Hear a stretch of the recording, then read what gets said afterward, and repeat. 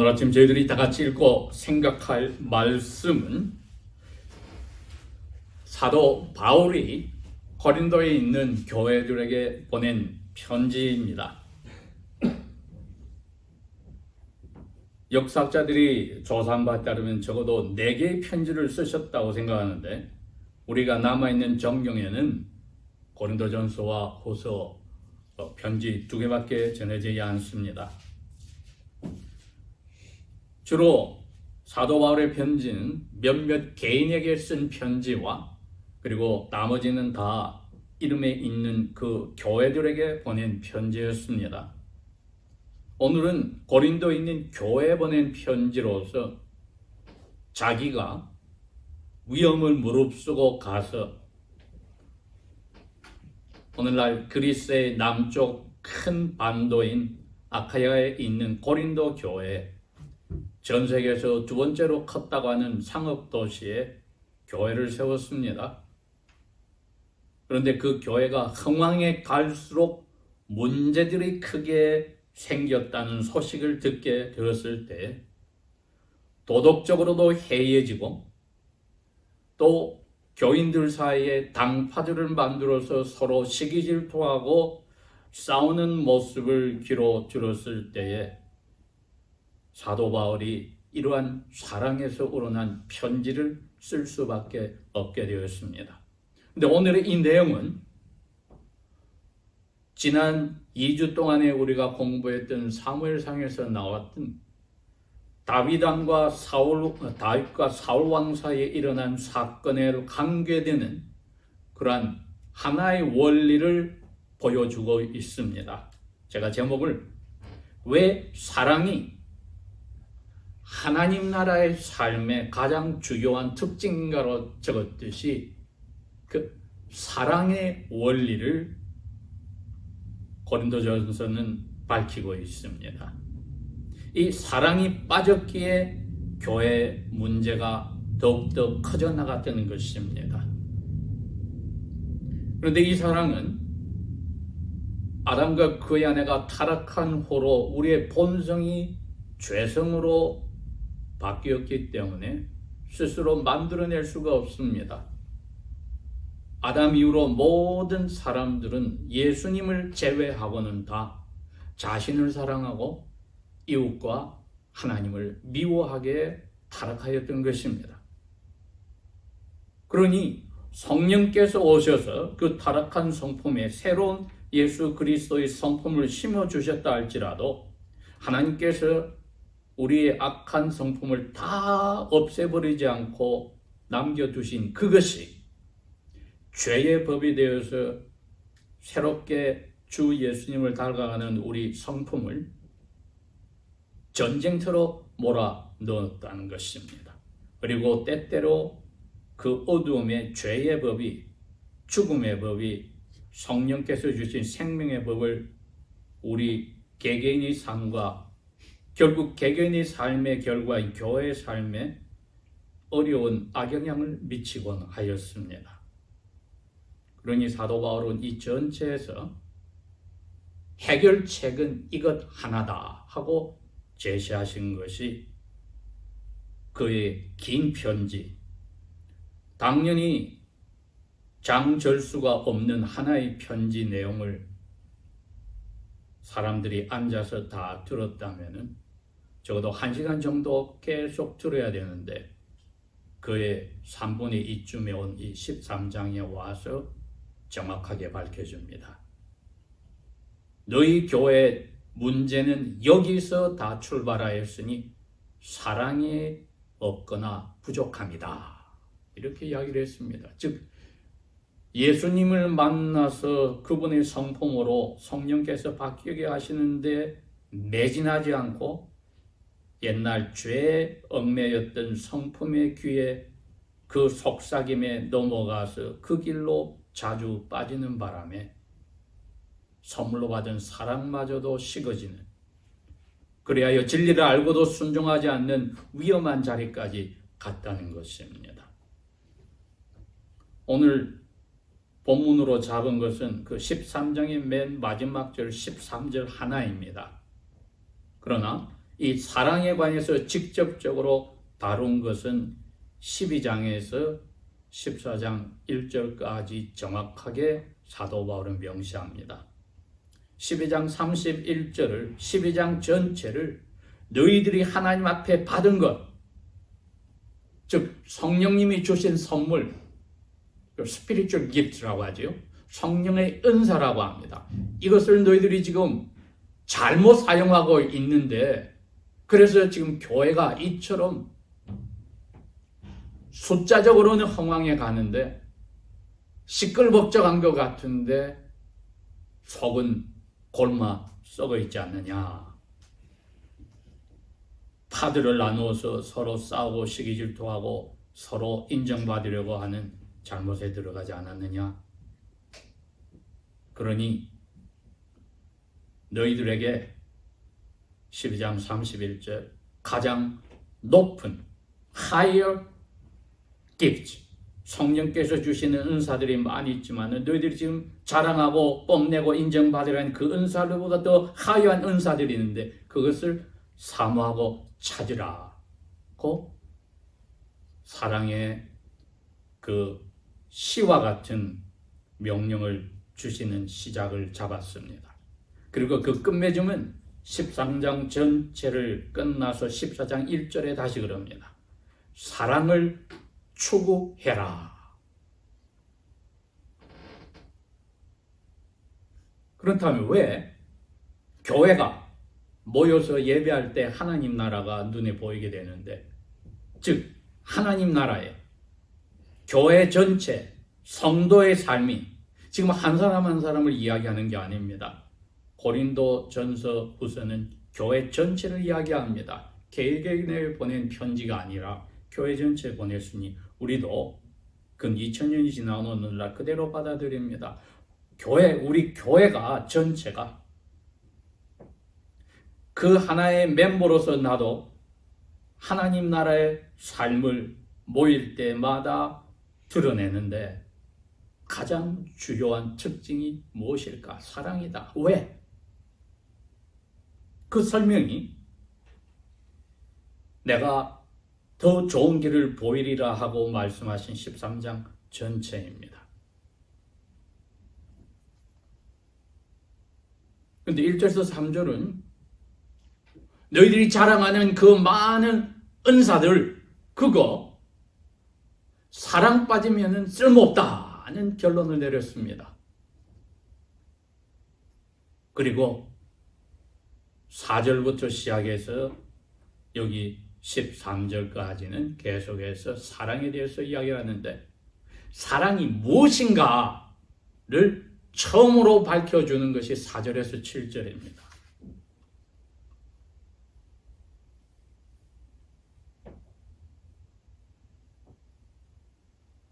근데 이 내용이 사랑이 무엇인가를 15가지로 이야기하십니다.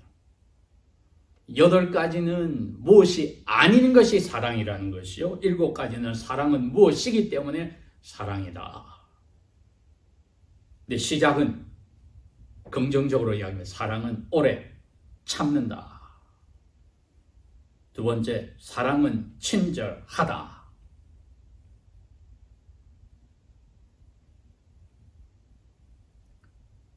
그 다음에 6절에 가서 사랑은 진리를 기뻐한다. 7절, 사랑은 모든 것을 참는다.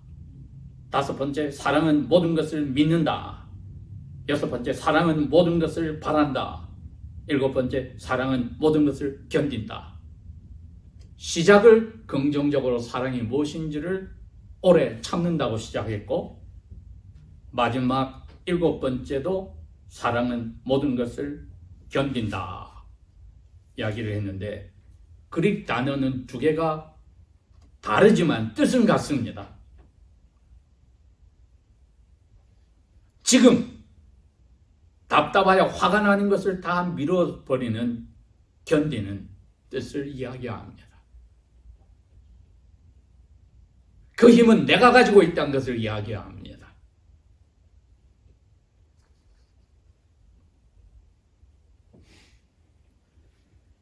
그러면서 하나님 나라의 교회의 가장 중요한 특징이 이 7가지의 오래 참고 친절하고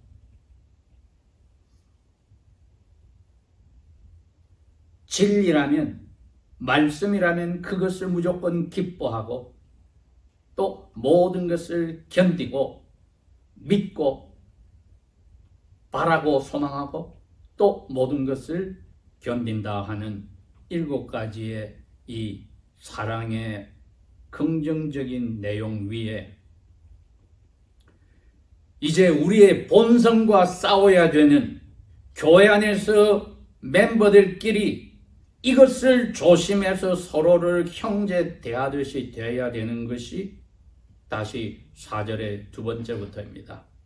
사랑은 시기하지 않는다. 2번째, 자랑하지 않는다. 3번째, 잘난 체 하지 않는다. 4번째, 함부로 하지 않는다. 5번째, 자기의 이익을 먼저 챙기지 않는다.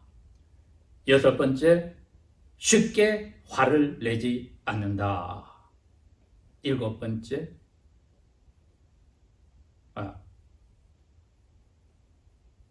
내가 누구누구한테 억울하게 당한 것 더 이상 회계장부에 키핑 어카운트 안 하겠다. 적어놓지 않겠다. 마지막 8번째는 어렵지 않은 것은 무조건 기뻐하지 않겠다. 불의를 기뻐하지 않겠다. 이 15가지를 다 써주셔서 우리에게 아무리 성령의 은사로 예언도 하고 병도 낫게 하고 또 하늘의 지식을 받아서 사람들에게 선포하고 교회를 잘 운영해 나가고 여러 가지 선물들을 성령께 받았다 할지라도 교회 생활은, 하나님 나라의 삶은 그거 사랑이라고 하는 성령님의 이 선물을 가지지 않으면 쓸모가 없다. 그 이야기를 강조하신 겁니다. 네, 오늘은 저희들이 특별히 이 문제를 중점을 두는 것이 오래 참는다는 말을 시작과 끝에다가 사도 바울이 쓴 이유를 한번 생각을 해봅니다. 왜 사랑은 오래 참고 또 사랑은 끝까지 견디는가? 왜 시작과 끝을 똑같은 것으로 이분이 표현을 하셨을까?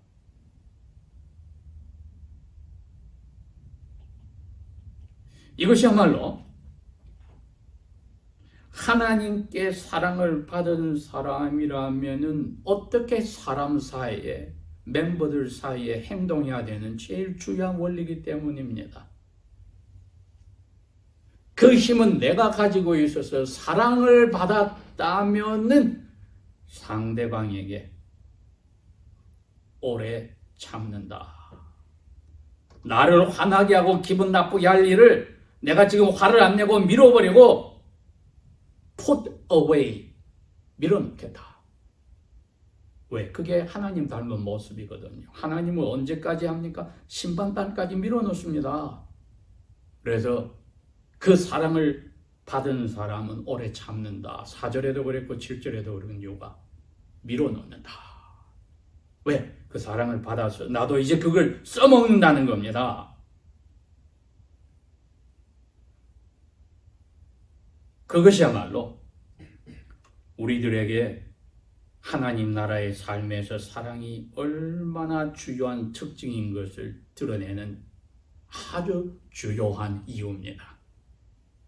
내가 억울하게 당하고 기분 나쁘게 당하고 화를 당연히 내도 할 말이 없을 것지만은 하나님이 나를 향해서 참으신 그것을 나도 닮아서 사람 사이에서는, 멤버들 사이에서는, 가족 사이에서는, 친구들 사이에서는 내가 참겠다. 그것도 잠깐 참는 게 아니라 오래 참겠다. 어느 때까지? 하나님이 결정할 때까지. 그래서 서두에 제가 말씀드린 대로 청년 다윗은 20대 중반과 후반에 이것을 실천하였습니다. 첫 번째는 동굴에 와서 자기를 잡으려고 왔던 사울왕이 낮잠을 자는 동안에 얼마든지 자기는 사울왕을 향해서 정정당당하게 하나님의 기름 부음 받은 자신을 왕으로 세우지 못하게 하는, 죽이려고 군인들과 함께 왔던 사울왕을 죽일 자격이 있을 텐데도 그 억울하게 당한 것을 복수하거나 어떻게 하지 않고 참았다. 두 번째도 얼마 지나 나서 이제는 군인 3,000을 데리고 와서 자기 하나를, 그리고 따르는 600명의 쓸모없는 사람들을 자기 가족과 함께 죽이려고 할 때 한밤중에 사울왕이 잠자는 자리에 가서 그 머리 곁에 있는 창을 들고 물통을 들고 나오면서도 화를 거기다 풀지 않고, 풀어도 당당한데 누가 탓할 사람이 없는데 참았다. 이건 성령께서 사무엘을 통해서 기름 부음을 받았을 때 성경에 밝혔지 않습니까? 다윗이 하나님의 영에 크게 감동되었더라. 그 감동의 결과였던 겁니다. 여러분, 저희들이 오늘 하나님 나라의 삶을 가지려고 이 자리에 모였습니다. 개개인으로 갈 때는 시민의 삶이지만은 모일 때는 하나님 나라가 우리 사회에서도 믿지 않는 사람들에게도 환하게 드러나는 시간입니다. 고린도 교회가 여기서 실패하였던 겁니다. 하나님 나라가 확 드러나는데 그 삶이 가장 주요한, 그러나 사람들 눈에는 보이지 않아서 별 볼 일 없다고 생각한 믿음과 소망과 사랑, 이것을 신경을 안 썼던 겁니다. 그 대신 사람들 눈에 드러나는 방언하고 예언하고 하늘에 갔다 왔다는 그 남이 모르는 지식을 전파하고 기도하고 손을 대면 병을 낫게 하는, 눈에 와우 하는 것들에만 초점을 두니까 시기질투하고 서로 잘났다고 인정받으려는 싸움으로 들어가고, 그것만 된다면 도덕적으로 타락해도, 심지어는 재혼한 자기 어머니의 양어머니와 잠을 자도 괜찮다고, 우리는 사랑이 넘쳐나니 괜찮다고 하는 타락한 자리까지 교회가 도덕적으로 내려갔던 것입니다. 물론 하나님은 사랑이십니다. 하나님은 의로우십니다. 하나님은 자비로우십니다. 하나님은 지혜로우십니다. 하나님은 영원하시며 하나님은 불변하십니다. 그럼에도 불구하고 사랑은 하나님이 아닌데, 고린도 교회는 사랑이 하나님인 것처럼 우리가 많은 은혜를 받았으니 무슨 해더라도 우리는 괜찮아. 1세기에 그게 바로 시작된 무법주의입니다. 도덕법이 필요 없는 우리는 은사를 많이 받았으니 이게 전부다 하는 착각에 빠진 위험의 자리에 갔던 것이죠. 그게 2000년 동안 오늘날까지도 눈에 드러난 성령의 은사만 생각할 때 하나님 나라의 교회의 모습이 개개인과 교회가 타락한 모습으로 빠져나가면은 빠져나갈 자리가 없습니다. 15세기, 16세기에도 로마 교회가 그 죄에 빠졌기 때문에 도덕적으로 타락한 것을 그 이상 두고 볼 수 없었어요. 일반 사제들이 일어났던 것입니다. 오늘 하나님 나라의 가장 주요한 사랑의 특징이 왜 첫 번째였는가를 성경은 우리에게 설명을 해주면서, 이제 이 사랑과 같이 계속 가는 두 가지 더 성령의 선물이 있으니 믿음과 소망이다. 왜 이게 중요하냐? 사랑이 있으면 믿음과 소망은 항상 따라다니는 거다. 달리 말하면 그 앞에 있는 모든 성령의 선물, 은사들은 조만간 다 사라지고 없어져요. 그런데 그게 사람 눈에 확 들어오기 때문에 다 사람들이 그걸 좋아하고 그걸 달라고 기도하고 금식 기도하고 또 받았으면 자랑해. 그러나 사람들 눈에 보이지 아니하는 믿음, 이건 하나님과의 관계를 이야기하는 하나님께 대한 믿음입니다. 소망, 이것도 하나님과의 관계되는 하나님께 대한 소망입니다. 그리고 사람들 눈에는 뜨이질 않습니다.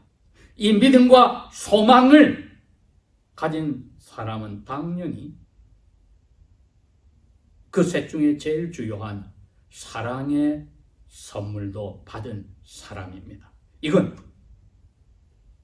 모든 영적 은사가 사라지고 그 은사를 받았던 사람도 결국은 가룟 유다처럼 타락하여 회개치 못하고 지옥을 갈 수 있는데, 하나님을 향한 믿음, 하나님을 향한 소망, 그리고 하나님께로부터 받은 사랑을 사람들 사이에 인량으로 베푸는 그러한 은사를 받은 사람은 영원한다고 이야기를 해 주셨습니다. 그러면은 주님이 오셔서 우리가 다 영화롭게 바뀌고 하나님 나라가 이 새 땅에서 완성이 되었을 때 믿음은 어떻게 됩니까? 하나님을 향한 믿음이 어떻게 됩니까? 성경 그랬죠. 우리의 사이트, 눈으로 보는 것으로 이루어져. 그럼 우리가 소망하던 것은 어떻게 됩니까? 예수님 안에서 다 성취가 되어버려.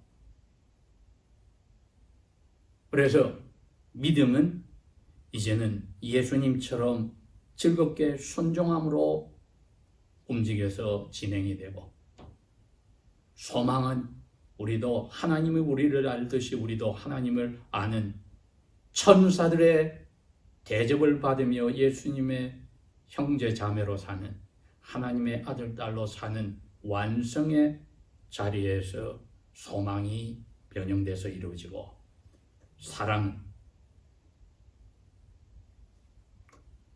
하나님의 속성이었습니다.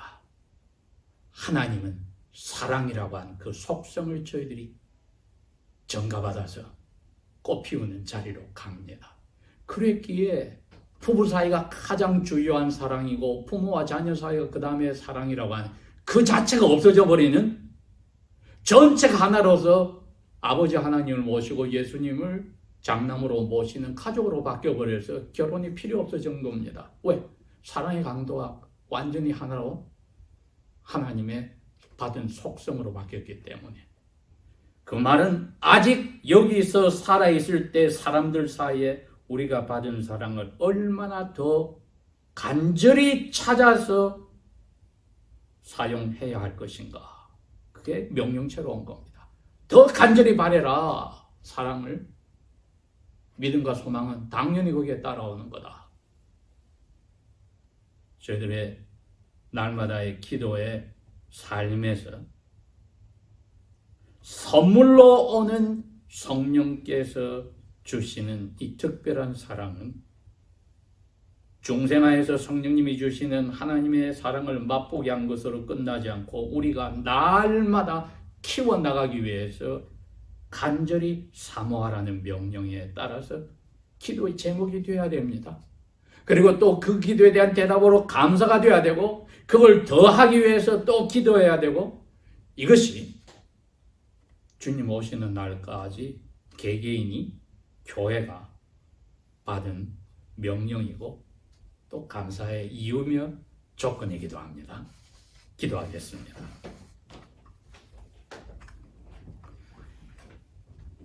아버지 하나님, 이처럼 아들, 딸로 저희들을 입양하셔서 아버지의 사랑의 속성을 우리에게 선물로 주셨건만 저희들이 그것을 활용하지도 키워나가지도 않고 죄의 법에 아래 죽여가는 죄들을 번번이 지었습니다. 아버지께서 저희들의 영혼을 다시 한번 성령으로 충만케 하사 이 사랑을 갈급하고 만족하고 사람들 사이에 하나님 나라의 삶의 특징으로 쓰는 만큼 아버지께서 기뻐하시고 더욱더 이 기도를 하게 하시고 응답하시고 사랑의 선순환이 주님 오실 때까지 이루어지도록 우리 개개인과 교회와 이 땅에 있는 모든 하나님의 참된 교회들이 그 자리로 매진케 도와주소서. 예수님 이름으로 감사 기도합니다. 아멘.